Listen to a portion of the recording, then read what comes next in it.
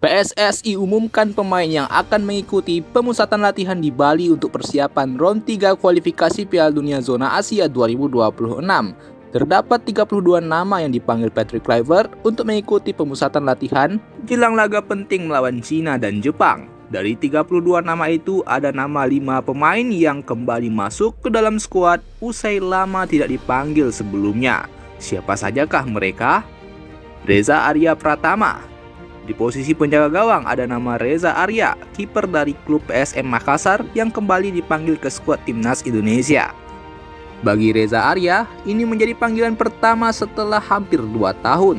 Ia terakhir kali dipanggil saat timnas Indonesia masih dilatih Sintayong pada pertengahan 2023, tepatnya pada FIFA Matchday September 2023 saat menghadapi Turkmenistan.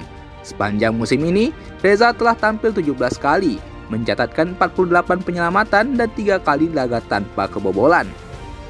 Ia juga meraih penghargaan Save of the Week dan Save of the Month, membuktikan kualitasnya sebagai kiper berpostur 188 cm. Namun, Reza harus bekerja keras untuk masuk ke skuad utama timnas Indonesia. Ia bakal bersaing dengan kiper-kiper berpengalaman. Ada nama Martin Paes dari FC Dallas, Emil Audero dari Palermo, serta Nadio Argawinata dari Borneo FC.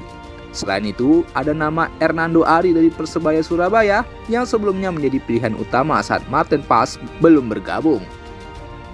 Yakob Sayuri. Kemudian ada nama Yakob Sayuri, bek sayap kanan yang dipanggil Kluivert usai sebelumnya ia luput dari skuad timnas Indonesia Maret lalu. Terakhir kali Yakob dipanggil adalah pada November 2024 saat laga kualifikasi Piala Dunia melawan Jepang dan Arab Saudi di GBK.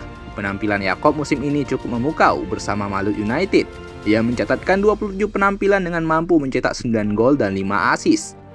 Catatan tersebut cukup impresif bagi seorang bek sayap, membuatnya dipanggil kembali ke skuad Garuda. Yakob bakal bersaing ketat di posisi bek sayap kanan dengan deretan pemain abroad seperti Sandy Walsh dari Yokohama Marinos, Kevin Dix dari FC Copenhagen, Eliano Reinders dari PSV Zwolle, hingga Asnawi Mangkualam dari Port FC. Yance Sayuri. Saudara Yakob yakni Yance Sayuri juga mendapatkan panggilan ke timnas Indonesia. Ini menjadi panggilan perdana bagi Yance setelah pada edisi November 2024 lalu saat laga melawan Jepang dan Arab Saudi. Bagi Yance, ini menjadi kesempatan berharga. Musim ini ia telah melakoni 31 laga bersama Malut United dan berhasil mencetak 7 gol serta 3 assist. Terkini, ia menampilkan performa memukau dengan mencetak 3 assist dalam 1 laga melawan PSIS Semarang. Berposisi sebagai bek sayap kiri, Yance akan bersaing dengan nama-nama beken di timnas Indonesia macam Calvin Verdong dari Nijmegen, Dean James dari Go Ahead Eagles, Pratama Arhan dari Bangkok United, dan Shane Patinama dari KAS Eupen. Asnawi Mangkualam. Nama lainnya yang akhirnya dipanggil ke skuad timnas Indonesia ialah Asnawi Mangkualam. Sebelumnya, nama Asnawi sempat lama menghilang dari skuad timnas Indonesia untuk kualifikasi Piala Dunia. Ia terakhir kali masuk ke dalam skuad timnas Indonesia pada Oktober 2024 lalu saat laga melawan Cina. Sejak saat itu, ia tak pernah lagi dipanggil ke skuad kualifikasi Piala Dunia pada bulan November 2024 dan Maret 2025. Asnawi memang sempat dipanggil ke skuad timnas senior pada Desember 2024 lalu. Namun itu adalah kompetisi ASEAN Championship 2024 yang materi skuadnya diisi mayoritas pemain under 22 tahun yang belum banyak pengalaman di level senior. Asnawi musim ini menjadi pemain andalan Port FC dengan bermain dalam 28 laga dan mencetak 1 gol dan 1 assist. Namun Asnawi tentu harus bekerja keras buat merebut satu spot utama di posisi bek sayap kanan sebab ia bakal bersaing dengan nama-nama seperti Sandy Walsh dari Yokohama Marinos, Kevin Dix dari FC Copenhagen, Eliano Reinders dari PSV Zwolle, hingga Yakob Sayuri dari Malut United. Stefano Lillipali. Stefano Lillipali mungkin menjadi nama kejutan yang akhirnya mendapatkan panggilan ke timnas Indonesia setelah sekian lama. Ya, Stefano Lillipali sempat terpinggirkan cukup lama dari daftar skuad timnas Indonesia. Stefano terakhir kali dipanggil timnas Indonesia saat FIFA Matchday September 2023 lalu saat laga melawan Turkmenistan.